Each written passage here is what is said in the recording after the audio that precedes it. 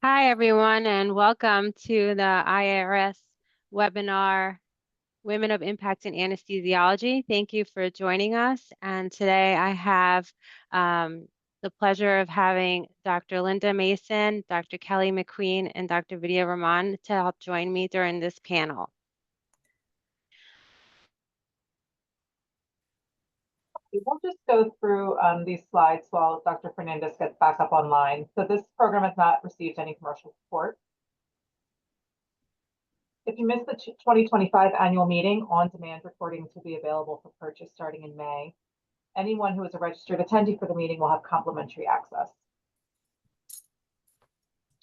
The 2026 annual meeting will be held next year in May in Montreal. Save the date. And our call for sessions is opening by the end of April. So you can submit your program online by July 14th to be considered for the 2026 annual meeting. The conversation will continue after this session in the IARS member forum hosted by Doc Matter. Speakers will be available for questions and comments, and we'll continue the conversation. We have two upcoming webinars on our schedule, May 13th and July 8th. And if you'd like to submit questions during this session, please use the Q&A button, which is on your taskbar. The comments will be closed. If you submit your Q&A, the speakers will be able to read through your question and then answer it verbally once the session has come to a close.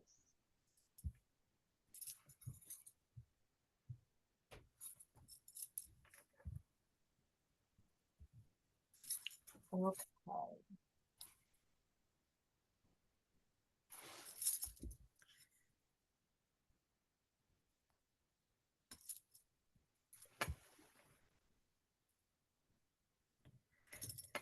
Should we give her a few minutes? We might want to just get started. Dr. Raman, would you be able to do the introductions for this? Yeah, we're doing the, yeah, I can do that while waiting for Allison. I'm just taking her part. Allison has done a wonderful job of setting up this Women of Impact in Anesthesia, and we're having this Advancing in Leadership webinar today. And with us, as you said, mentioned, is Dr. Linda Mason, Dr. McQueen, and myself, Vidya Raman, and of course, Dr. Allison Fernandez. And welcome to our webinar. We hope you gain something, and we always enjoy doing these kind of webinar panels, and hope everyone learns and grows from them. Thank you. Next. So basically, we have three objectives: to learn strategies to climb leadership ladder, to recognize how mentorship, sponsorship, and networking are key elements to career success, and also to discover strategies to manage work and family obligations, which is very important to all of us. Thank you. Next. And I'm going to leave this to Dr. Mason to chat about herself. All right, thank you, Vidya. I'm Linda Mason. As you can see on this slide, I am director for the Pediatric Anesthesiology Fellowship at Loma Linda. I'm past president of the American Society of Anesthesiologists and the California Society of Anesthesiologists.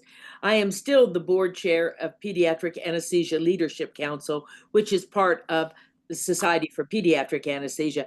And I'm still not past professor, but I'm still a professor of anesthesiology and pediatrics at Loma Linda. So I think Allison's back on now. Yes, so sorry about that. I don't know what happened to my computer. Thank you again for joining us today. And I'm Allison Fernandez. I am the creator to Women of Impact in Anesthesiology, and I've been very fortunate to hear everyone's stories and learn a lot from all the women I've interviewed, and I'm greatly appreciative of all their efforts in helping me. And I also am a pediatric anesthesiologist at Johns Hopkins All Children's Hospital in Florida. And we had just finished with Dr. Linda Mason. Oh, okay. Sorry. Here we go. You can move to the next slide. You want me to continue sharing? Let me see if I can share. If it doesn't, hope doesn't do anything crazy again. Okay, here we go. Share. Okay. Did it share? Yeah. But it's not on a full screen.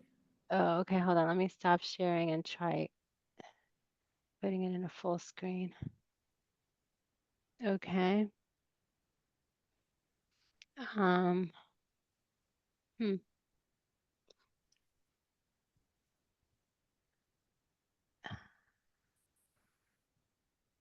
Share.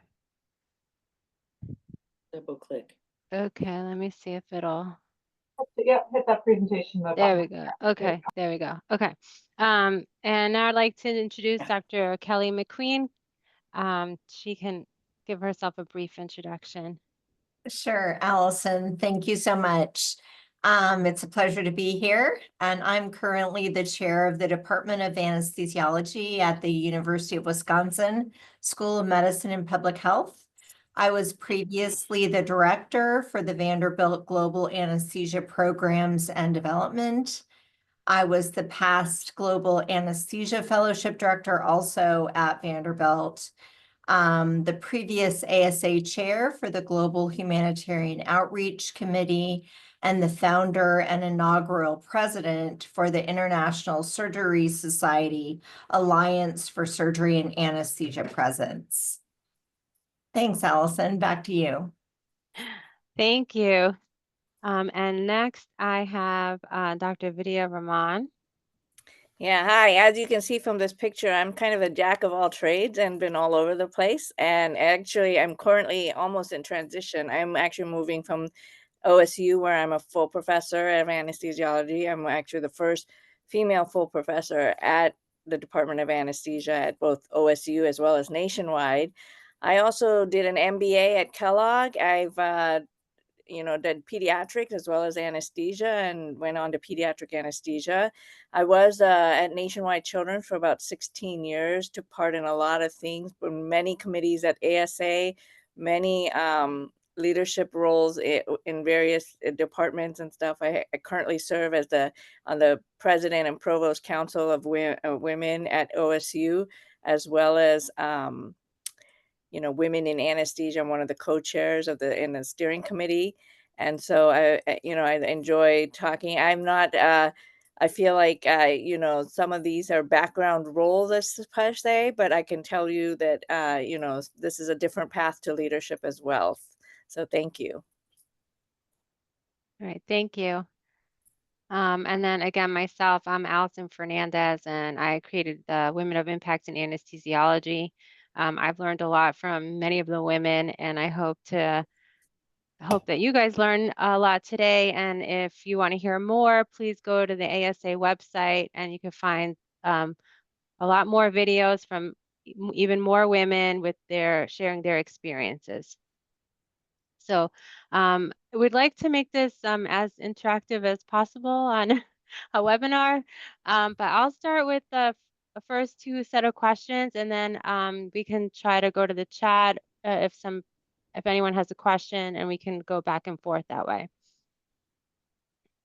Okay, so the first question will be, how did you develop your leadership skills, and any suggestions for other anesthesiologists interested in pursuing leadership? And I'll have Dr. Mason start.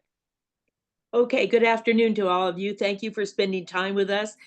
I think this is an important question because many people want to know how they can get involved with their societies and how they can move up in their societies and develop leadership skills. And I think the most important thing is to be able to be involved in committee work. I know Dr. McQueen was involved with many committees at the ASA, and you learn a lot about an organization when you're involved in the committees. And also then when you get involved with these professional societies, they give you leadership spokesperson training, and you need to fine tune your skills then as you move up.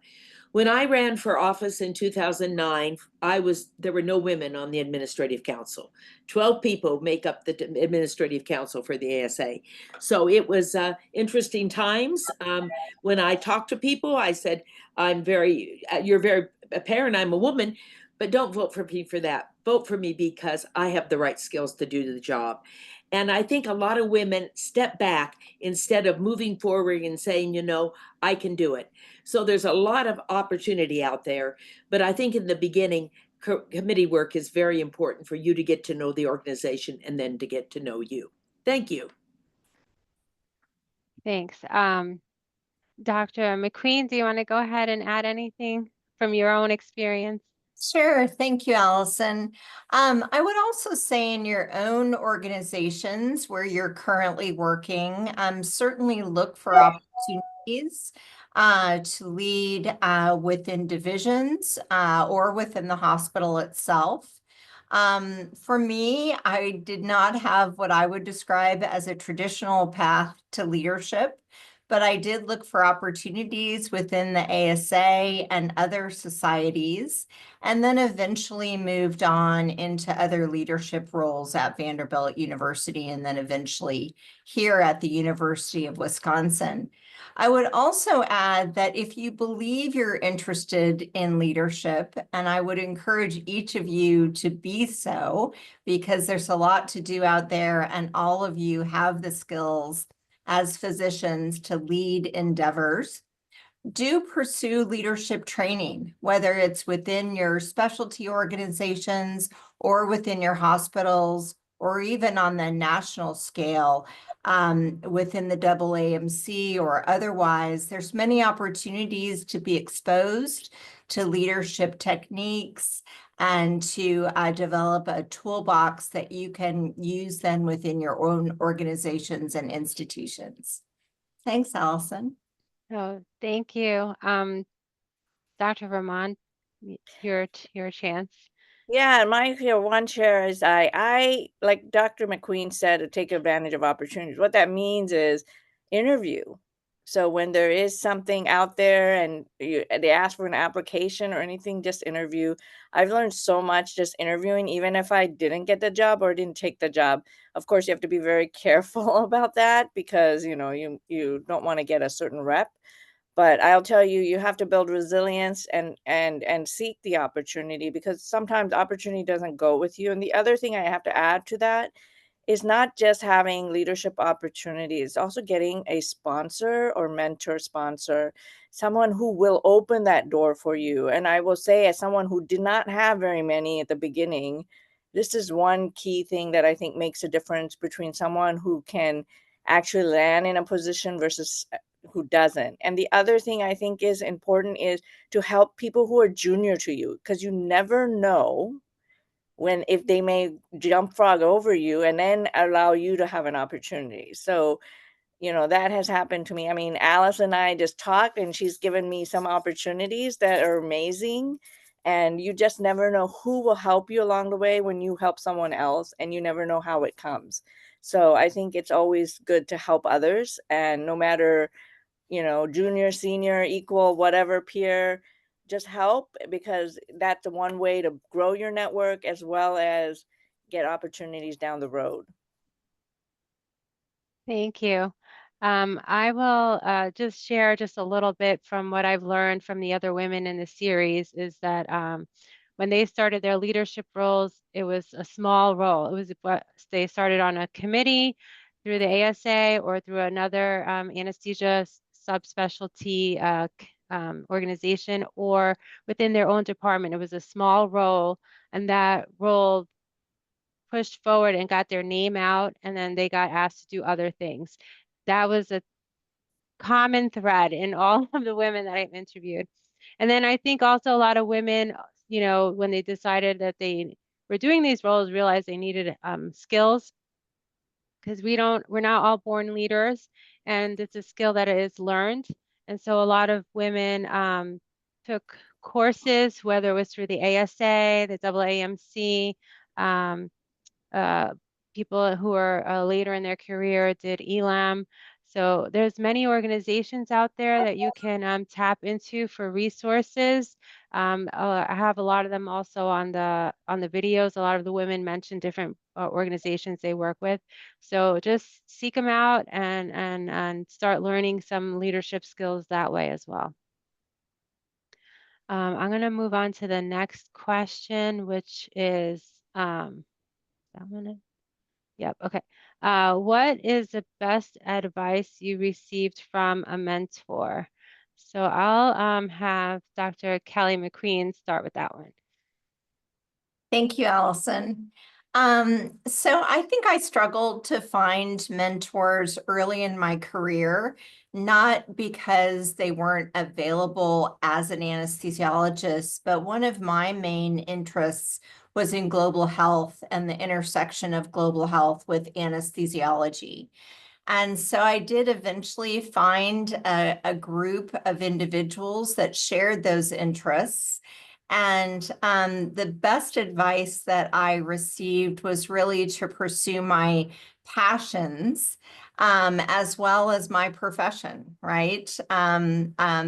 Certainly my growth as an anesthesiologist seemed very prescribed. I continued on the path through residency and fellowship and then into practice.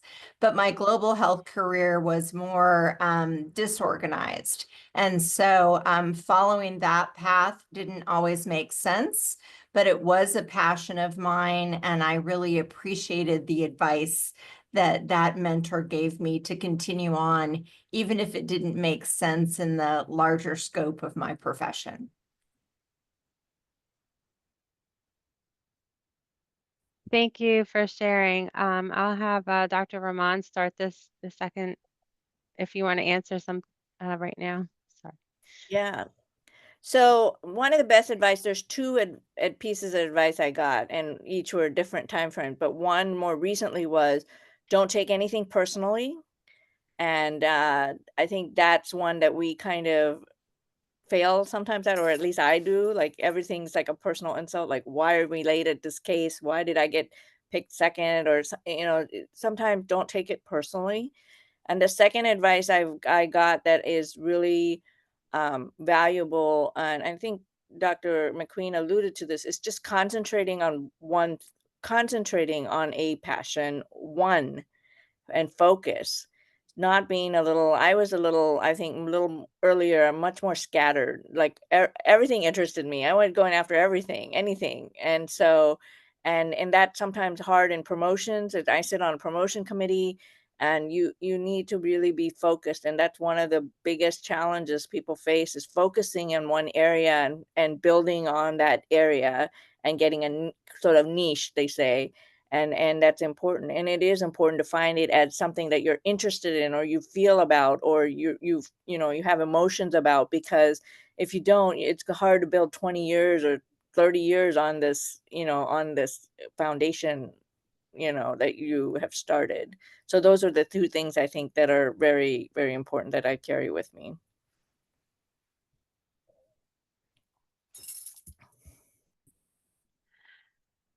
Thank you. Dr. Mason, you want to add anything? Well, I think the things that have been said are very important. And I think one thing, I never dreamed I would come up through the professional societies, but somebody opened the door for me. And I think that's so important that we help other people. When I started, there were very few female mentors, but there were some wonderful male mentors that opened doors for me and got me involved. And I really came up through the education side of the professional society and then moved up into the leadership part. So look for doors that get open for you, and be sure you're passionate about it. I could never have done what I did as ASA president and CSA president if I didn't have a lot of passion for what I was doing, because it's very hard to balance things when you're in a career and also traveling so much. I was in the wrong part of the country, I can tell you that, on the West Coast in the wrong time zone. But because I loved what I was doing, I could not burn out with it. And I think that is one of the messages. Do what you love and enjoy it. And when that door opens, go through it. Thank you all for sharing your mentor's advice. I think that another thing that also resonated with me when I was listening to all the women was don't be afraid, don't be discouraged, and don't be afraid. Sometimes You just have to apply for the position or put yourself out there. Even if you feel, you know, that you're not really the right person or the right fit, as long as you think that you have the time to dedicate to the project or position, uh, just go for it because you don't know. Many people apply, but you may have the right skill that they're looking for, and you won't know until you try. So try again, and don't be discouraged if you don't get the position. It was an opportunity to learn from the interview process and to learn what it is needed so that you can get it the next time. I'm gonna go to the question and answer section because there was a few questions. One person asked about how you can seek a mentor or a sponsor. I will have Dr. Mason answer that. Okay, well, I think there's a difference between a mentor and a sponsor. A mentor really is engaged with you and engaged with your career. And maybe your mentor will be at your own institution because they know your skills and they really want to help you get to the place you want to. The other thing is sponsors are people that open the doors for you. And I think both of them are important. Mentors, I think, are important in keeping you focused on what you want to do. And that's a person you can discuss things with like that. And then sponsors opening the door, they, like I said with myself, it made a huge difference because they were from all over the country. They were not from my own institution, and they opened the door for me with opportunities. So find someone of like-mindedness. It might not be the first person you think's going to be your mentor. You might need to move on to another one, but find someone, focus on what you want to do with your career, and find someone that you can talk to about it and give you advice, and that will help you find opening doors with the sponsorship for the future.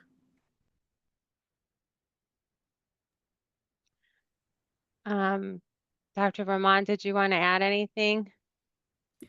Yeah, and I think this took me a long time to learn, but you have to have, before you ask a sponsor, you have to have some sort of relationship. It's very hard to cold call someone and say, hey, can you do this for me?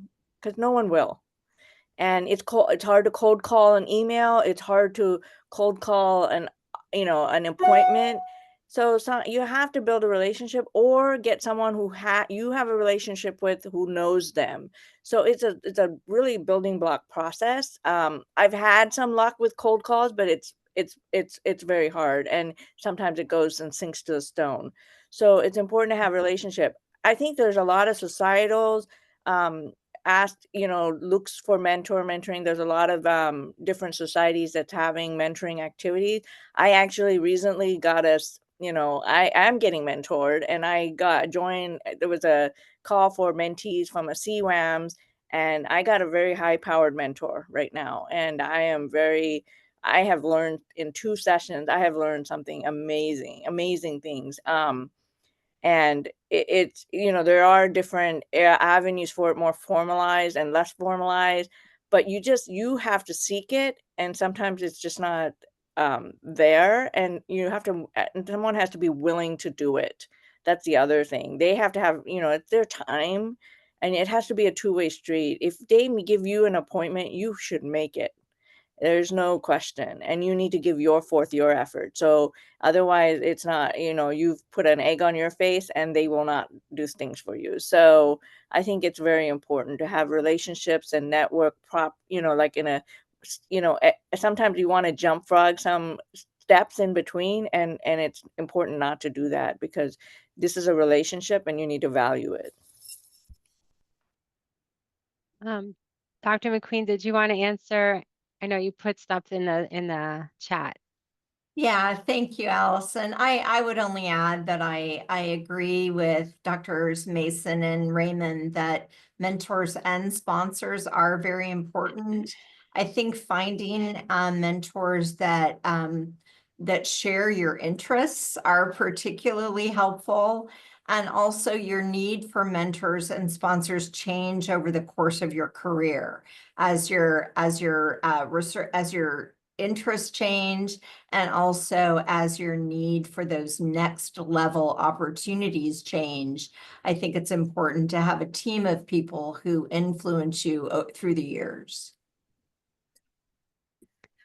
I just want to add, read your emails. Read your emails because a lot of information comes through emails. And if you don't read them, you won't hear these opportunities. So read your emails. Thank you. I won't add any more. I think you got all great advice already. I will read another question that came up. I'm going to summarize the question. It's from a person who has a mid to late career and wanted to know how they can get involved in leadership. Dr. McQueen, do you want to go ahead and answer? Sure. I don't think it's ever too late to become involved in leadership.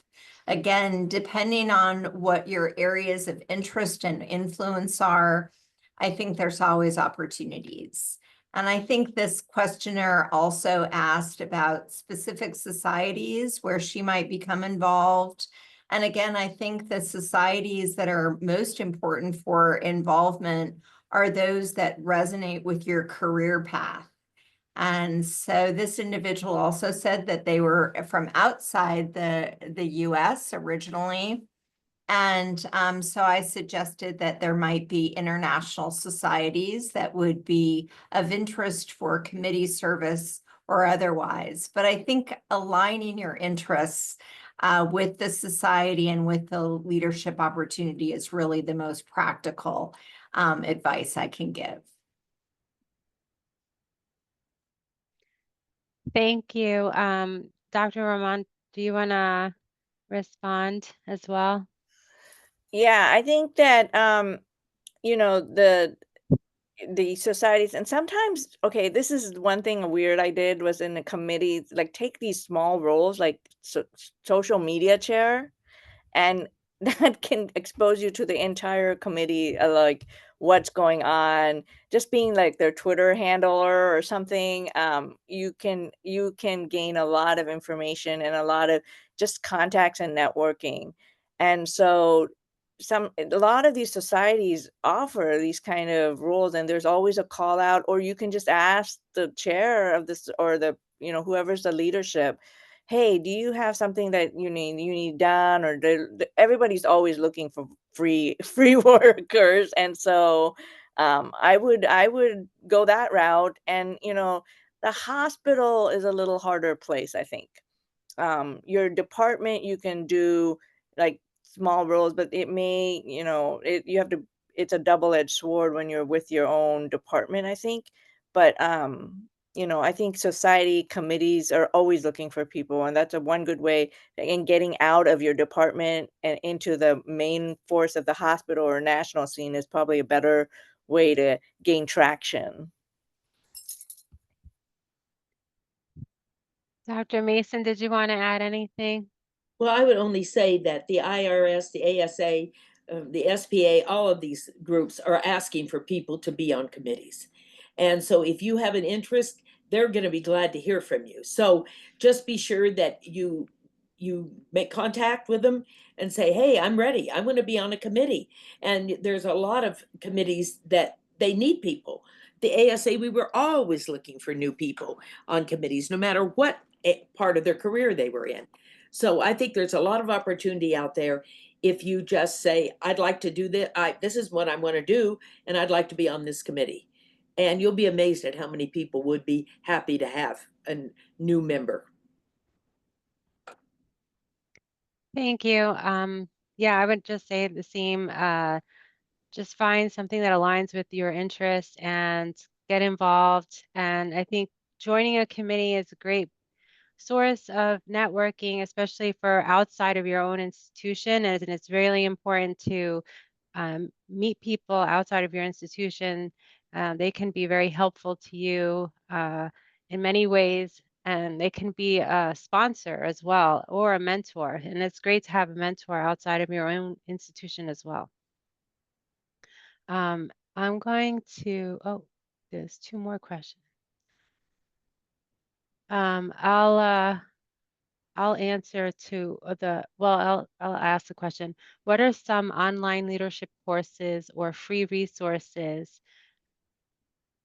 I don't know what the abbreviation LMICS is, but I can start answering that. I know the AAMC has a lot of courses that are online, as does the ASA. Actually has several courses online, and some of them are even at your own pace, so you don't have to like attend a real live class or anything like that.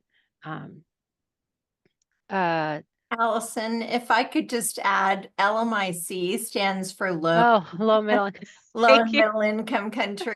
And I think that coming from a lower or a low or middle income country, one of the better resources for leadership development, I think, is the FSA, the World Federation for Societies of Anesthesiology. And also within your own countries, I think that the anesthesia societies within your own countries might also offer opportunities and resources. Sorry, I jumped in. No. No, please. I didn't know what it meant. So thank you. See, I learned something new today. Okay, so I'll move on with our slides. So my question is, do you think your gender influences the way you lead and the way others perceive your leadership style? Dr. Mason, do you want to go ahead and start? Sure. Well, I don't know if the gender influences the way we lead. I do think that women sometimes are a little more circumspect about what to say in situations, and they have to come out and be able to express what they want to do in leadership. But I think that all of us that are on this panel have been in many leadership roles. And the other thing is, more than gender influences the way you lead, is I think the personality of the person. And one thing I learned in my leadership role, you don't have to be talking all the time. You need to listen. And I think listening is one of the most important things in leadership. People that talk over other people and they always want to be at the microphone, that doesn't always further the career. But as you listen to people, you understand more about your leadership and how they perceive you, and also how you can adjust if you need to get things done. And I think listening is very, very important. I don't know if it's a gender thing, but I think it's just our personalities. Listening really makes a difference. Thank you. Dr. Kelly McQueen, do you want to add? Sure. Not to counter what Linda said, I do think personality is very, very important.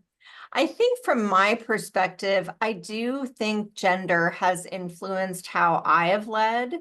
I think I notice differences in female leaders versus male leaders, and I most often have followed the example of female leaders, and therefore I feel like I've led as a woman most often.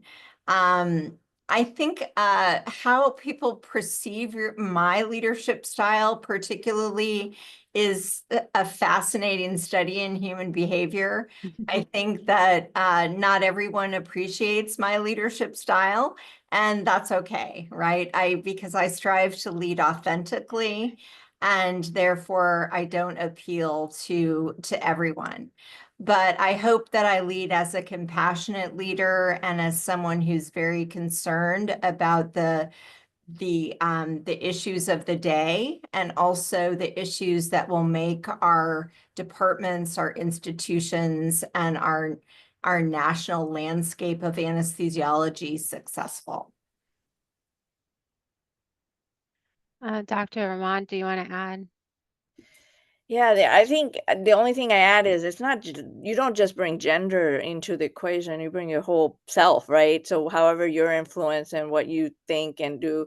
And I think good leaders are always constantly evolving. And I think it's important to, like Dr. Mason said, and not to reiterate, but listening to people and what they're saying is so, so, so important, because you can't do this job by yourself, whatever you're doing, if you're in a leadership role, and you need the whole team, and you need to engage, you need to have your stakeholders, you need to have people have buy-in into your messaging.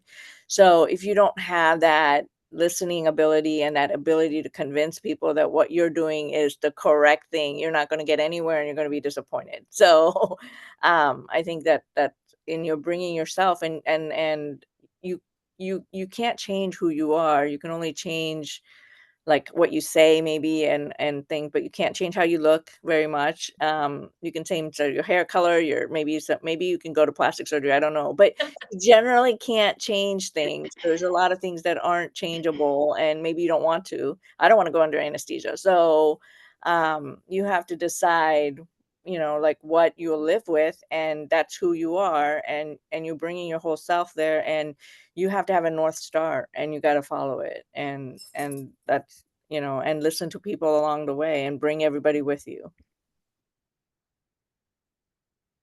Thank you. I think the only thing I'll add is several women in the series had mentioned that they felt that women lead with more vulnerability, and so it allows for people to be more open and allow for more open communication.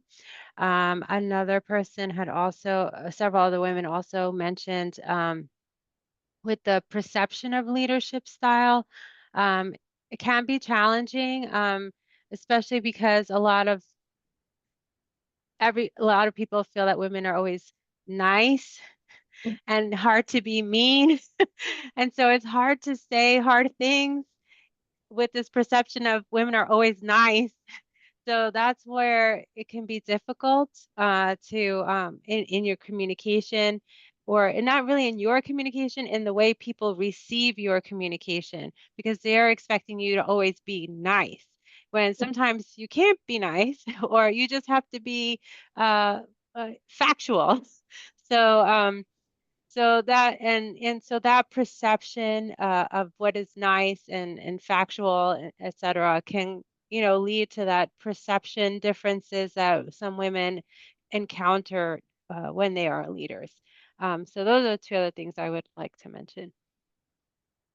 Anna, if anyone has any other questions, please feel free to add into the chat.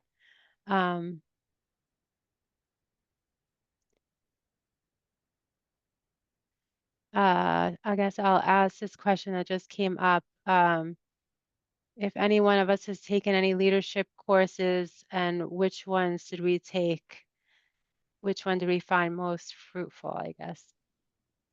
Dr. Raman, do you want to answer that or start that one? Yeah, or I can start it. I took several. I'm like an expert at taking things, but I was in, actually, Dr. McQueen and I were both in ELAM, the Executive Leadership Academic Medicine. I was in the I was in the first ELH, Executive Leadership in Healthcare class. That was wonderful. It just opens up a huge network for you, like of, every 2 weeks we get a newsletter with everybody in all these institutions that have positions open, and who's there and what. I'm changing my position, and recently I got this. They sent me all the people at the institution I'm joining, with who they are and what position, what their email contact, with phone number even. So it's really, really nice. I think that has been invaluable and opened a lot of doors that I think would not have been open to me. The second thing, I've done the AMC leadership course, the mid-level, and I'm going to confess something kind of, I was full professor already, but I did the mid-level, and I decided to not say that I was full professor. So I found it invaluable, the course, because I had done things when I didn't, when I felt like I kind of jump frog things. And sometimes it's not good to jump frog, because then you miss certain steps that you should learn along the way. And it was very, immensely helpful. And then I did an MBA at Kellogg, and so I found that obviously all the soft skills that I felt like I never had, and I learned a lot of leadership, through that MBA program. and not everyone can do an MBA, or everyone wants to do an MBA. But I think those are, there's a lot of certifications or smaller courses that are not as expensive, and maybe a taste of what maybe an MBA is now. Samba is offering, ASA offers it, various places. Cornell does a lot of these courses. I think there's a lot of things if you want to do it. There is a cost to it, and it depends on your budget and how much you want to spend. But I think those are things that I've done a lot. So you can ask me anything. I've probably done something. So whatever's available. I think the question you should ask me is, when should you stop doing these things? All right, thank you. I'm going to move on just in the interest of time to get through some more questions. Have you experienced imposter syndrome, and what advice can you give to individuals with these sentiments? I'll have you, Dr. McQueen, can you start with that one? Sure. I'd like to confess that I have a chronic condition of imposter syndrome. It never goes away. So, and I guess my advice, I think most people have experienced imposter syndrome if they're honest. And my advice is to push through it and to reflect on your strengths. We all have strengths and areas of opportunity where we can grow and learn more. But we all have many, many strengths that we can lean on. And so when you have those moments like I've had where you think, oh my gosh, I'm the dumbest person in the room, or I shouldn't be here leading this effort, just lean back into all the experiences that you have had and all of the obstacles that you've successfully conquered, and trust those things, because you have everything you need to lead, even as you strive to learn more. Thank you. Dr. Mason, do you want to add anything? Well, I think she said it very, very well. All of us have insecurities that pop up at times. And then we need to step back and say, wait a minute, I've done this, I've done that, I can do this. And it really takes just a concerted effort sometimes to say, I don't want these to hold me back. I want to move on.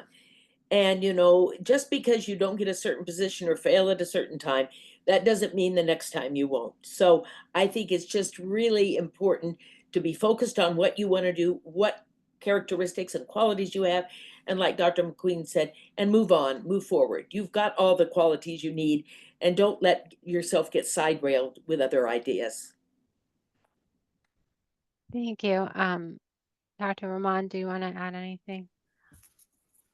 I think sometimes that quote that is sort of oversaid is like, you're your own worst enemy. So I think you just need to bear that in mind. And I reiterate whatever everyone else has said. Just don't be your own enemy. Don't be the barrier to your success, and really rise above that, because people are not seeing you as you see yourself. You're the harshest critic you can face. Thanks. I think another thing is you can lean on your peers, your trusted colleagues, friends for support, and they can help you get through some of whatever is holding you back or whatever you're insecure about. The next question is, women face many pressures as they raise their family and climb the academic ladder. What advice do you have for them? Dr. Raman, go ahead. You can start that one. Yeah. So just background. I have 3 kids, and one has disability. So those are a lot of challenges. And of course, I have a very supportive spouse who's also a physician. So as you can tell, it was very challenging balancing call schedules, who's at home, who needs to go running around with these kids. There's a lot of steps I've taken that I haven't taken because of that you have to know what your priorities are. No one can tell you that. And so at times opportunities have been let go, and and I feel a little sad, and but what is important to you always has to take first place, and you have to decide what is important to you. No one else can. And I think that another thing is things can stop and go. Like, I didn't do anything for the first 10 years of my kids, for the first 10 years of my career, until my youngest was in kindergarten. So that's when you look at my CV, you see when it starts. It's like the 2011 is when he was in kindergarten, and I know. So you have to just, and sometimes things happen, you have to take a break and you come back. Academics is good that way, that you can take a break and come back. I just had, just to share, I had my dad died just a month ago, and, I had to cancel, a couple of big conferences and, things that I was doing because of that. And that's okay, because that's life. And that was a priority for me. It was a priority for me to be there. So, and to deal with whatever I was going through. So things happen, and you have to just take it in stride and stop and go. And, I think that's what I have to say about that. Thanks. Dr. Mason, do you want to Well, share some advice? Because you actually well, gave really good advice in the video. yeah, I don't have children, but there's a lot of other stresses in life besides children. Families, like she said, her parents, in-laws get sick, all these things. My husband also is a physician, neurosurgeon. And so we had to step back and decide which way we were going to go. And when I told him, I think I'm going to run for ASA office, that's going to change our life a lot. He was very supportive, like Dr. Raman's husband. Well, you deserve it. You've worked so hard, and it came out well. But what I want to encourage people, no matter if they're women or men, there may be periods in your life, like Vidya said, you have to step back. But I have worked very hard in the ASA to try to encourage people to stay involved some with some committees. And then when you're ready to do more, you've already got your foot in the door. So I hope we're going to be able to understand that women may not be able to go straight up to the stratosphere, that they can have increments, get back in, and a squiggly line, but it really is going to be, don't give up. There are a lot of opportunities now, even if you have to quit for a while, a lot of things that you would really like to do, but don't give up. Get back involved. Dr. McQueen, did you want to add anything? I would add just one closing thought, and that is, you can do everything, but you can't do it all at once. So just see life as a series of chapters. That's certainly, I think, how it unfolds, and do what you can at the time. And then whatever your stressor is, when you return, then pick back up and move on to the next chapter. Thank you. The only thing I would like to add is I think, everyone has a different season in life, and try to take it, live in the moment a little bit. I think don't let the moment pass and just think of it as a stress all the time. Like, I had small children when I first started the video series.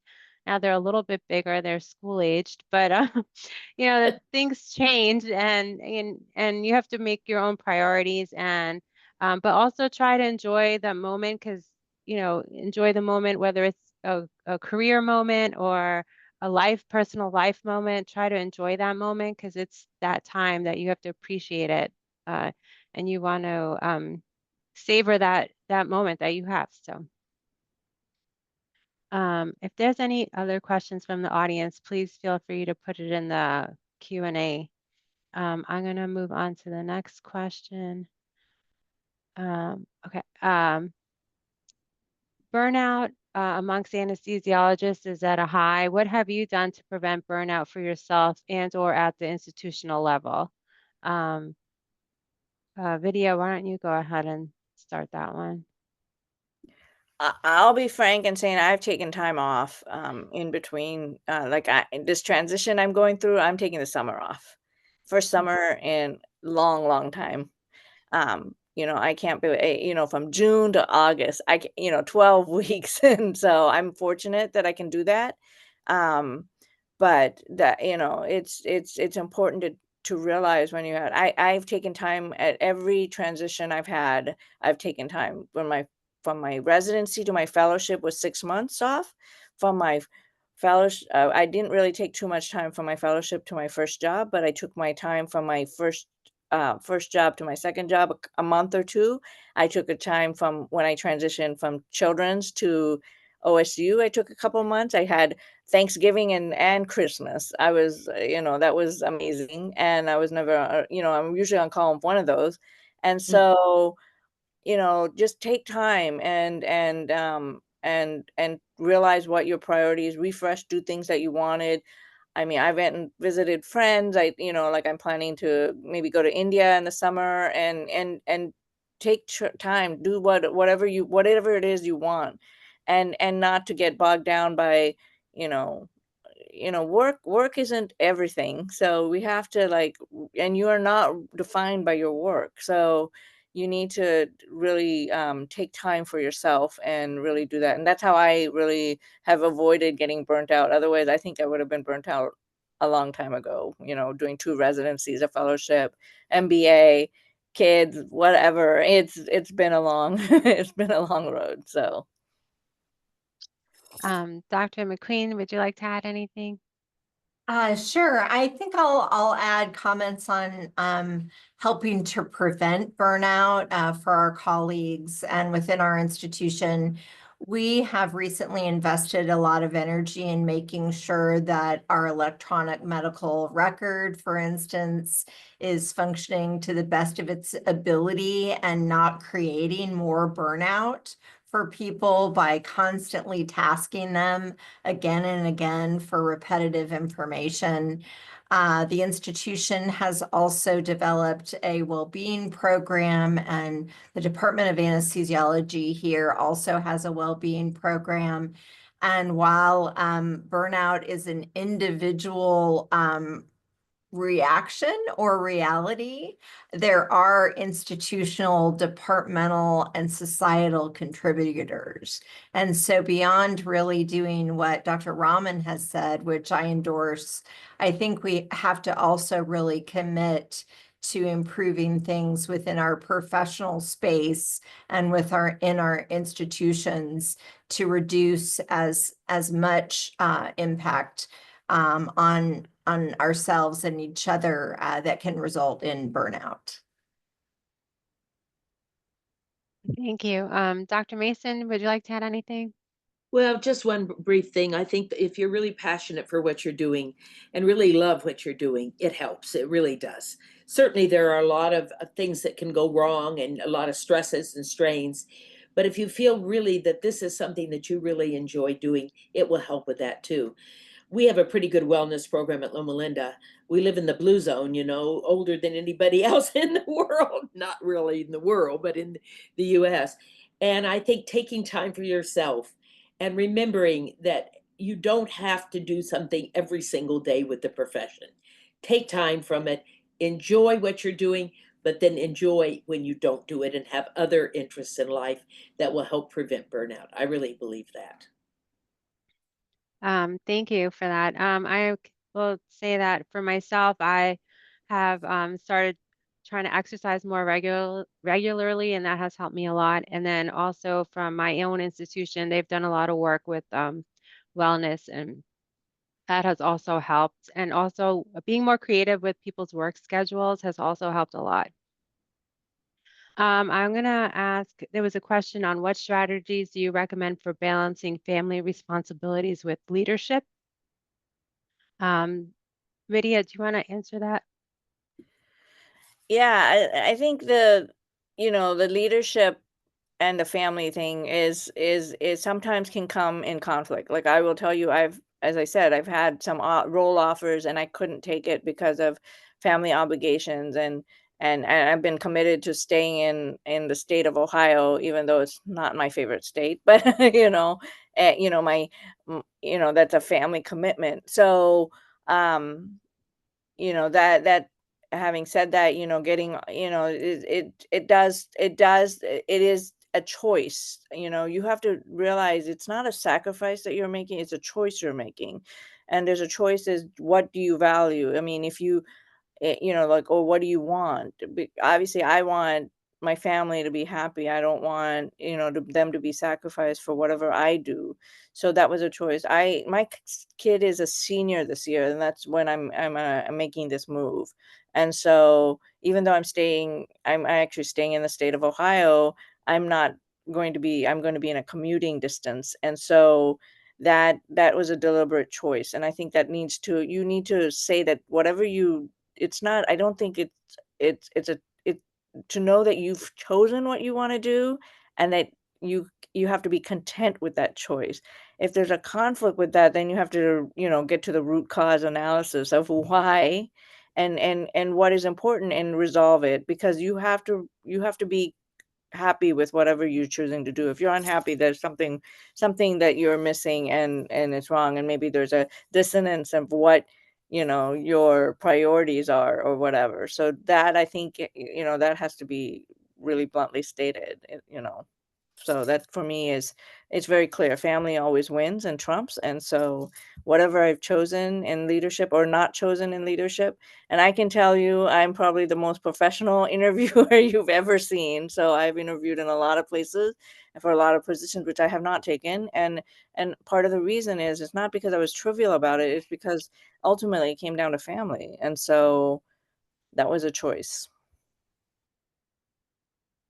Thank you. I'll just add, when you're trying to balance family and leadership, I think that's something that you have to reevaluate often and pick a few priorities on your leadership that you're going to say, okay, I'm going to try and do these 2 things because I don't have time for all 10 things I want to do, but I'll just pick 2 and I'm going to try for those 2. And reevaluate often. That was something that a lot of the women I spoke to said, that they, you know, biannually, minimally, by at least twice a year or more often, they would like reevaluate their list and reprioritize their list, and that help them maintain clarity and also not overwhelm themselves with too many responsibilities. Um, I'm going to move on to one other question. What advice would you give to your younger self? Dr. Mason, you want to start that one? Well, I think when I started out in the profession, like I said, there were very few female mentors at that time. It would have been helpful to have had some, and that advice I would give my younger self is there were some, but you had to look for them. And not that males didn't give me wonderful advice in my career, but I still think it would be good to be involved with a female mentor if you can. Fortunately, people have more now to choose from and in their own institutions. But I think the advice I would give myself was just go with what you're passionate with. That's what's going to make a difference for you. And that is what's going to keep you balanced in life. And like I said, take breaks and also enjoy other things besides just your profession.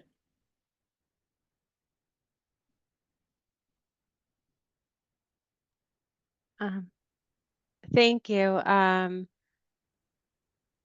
Did our session end? Sorry if I missed the time. It's 5 o'clock. I'll let Dr. McQueen answer, and it looks like it's moving on another format. So Allison, does the session continue even after time, just to clarify? Yeah, it does. We can still keep going. I just wanted to put that link up there. Everyone felt that the conversation was continuing. Okay, great. Thank you, Kristen. So I would add only one thing, Allison. I love Dr. Mason's advice, and I would only tell myself to have more fun early on, to enjoy every moment, and many times to not take myself so seriously. Vidya, would you like to answer? Yeah, the only thing I would give myself is maybe the advice that my mentors gave me. I wish I had met them earlier, and but just not to take things personally, and also just to keep forward with your pathway. And the other information I think I didn't do as well when I was younger is just looking at what's available. Like, I didn't know about FAIR for a long time, and it's very, that I like, people are like, well, you didn't know about that, but I didn't, because, I do read my emails, but back then they didn't give you emails. So unless you know about things, and that's the other thing, like, information now is much more easier to access.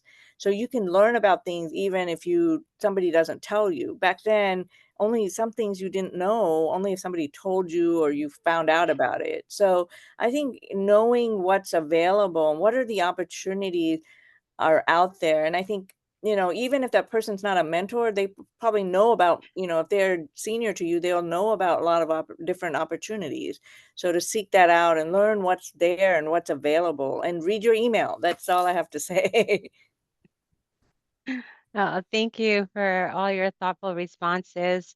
I just wanted to say to thank you to Dr. Mason, Dr. McQueen, and Dr. Raman for joining us today in this panel.